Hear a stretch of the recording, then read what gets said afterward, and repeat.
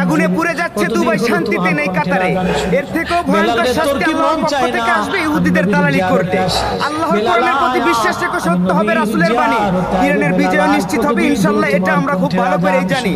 ঘুমিয়ে থেকো না বিশ্বের 200 কোটি মুসলমান, ডুবে যাচ্ছে ইসলাম, ধরতে হবে হাল। শুধু ইরান ফিলিস্তিনে নয়, পুরো বিশ্বের আকাশে ইসলামের পতাকা উড়বে, হয়তো আজ নয়তো কাল। যখন মদিনাতে আসলেন তখন তাহাজ্জুদের সময় চলতেছিল।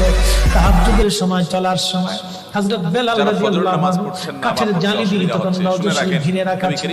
ওই জালির পাশে বসে বসে জালির সামনে মাথা ঠেকায়া আল্লাহর খাতায় মুসলমান না, যারা আল্লাহর খাতায় মুসলমান না, নামে মুসলমান, এদের একটা বড় মার্কা হলো তাদের জন্য দুইটা ওয়াক্ত নামাজ পড়া খুব বেশি কঠিন। আমি আযান দিলাম তার একটা হলো আসর, আর একটা হলো এখন আযান দিলে কি এই দুই ওয়াক্ত নামাজ যদি কারো দ্বারা পড়া সম্ভব না হয়, সে অন্যান্য ওয়াক্ত পড়ে কিন্তু এই দুই ওয়াক্ত পড়তে পারে না, তাহলে সে যেন সাবধান